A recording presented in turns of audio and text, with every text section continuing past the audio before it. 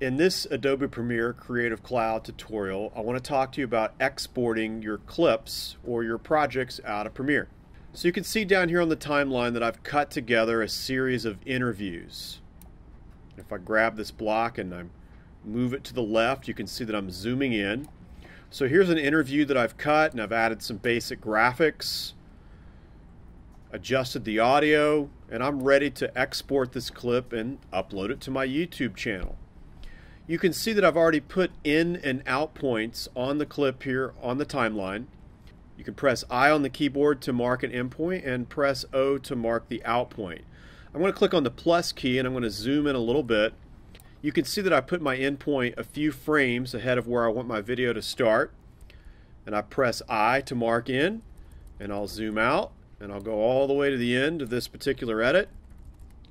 And I'll drag my playhead a little bit past the black. And then I'll press O to mark out. It's really important that we define the area of the timeline that we want to export and turn into a finished clip. So now that I've set my in and out points, let's go up here to File, and I'm going to click on Export Media. File, Export Media. So now we're going to open up our export window, and you can see that we have a playback here, a little playback head. And I can see the area that's on my timeline that's been defined. And it says source range, sequence in and out. It's going to show me the duration of what my finished clip is going to be. I can see that it's going to be 1 minute, 48 seconds, and 6 frames.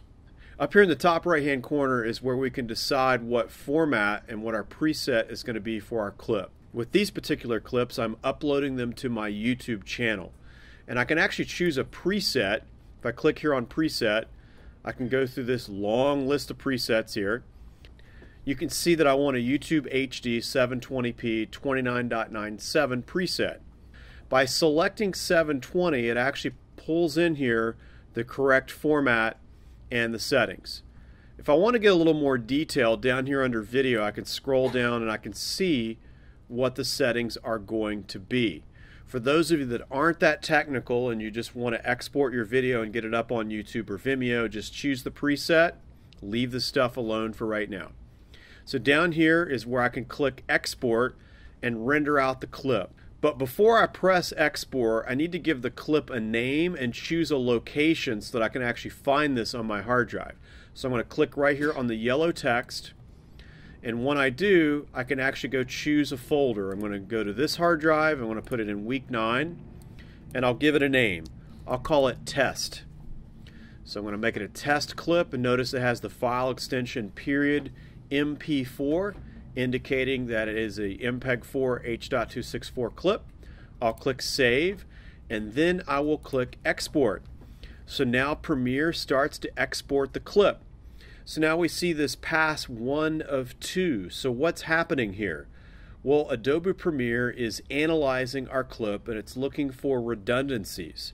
In other words, it's looking for information that it can throw away that the human eye won't see, so that it can keep the file size as small as possible. Once Premiere finishes the 2 passes, you will have a finished clip that you can now upload to your YouTube or Vimeo channel.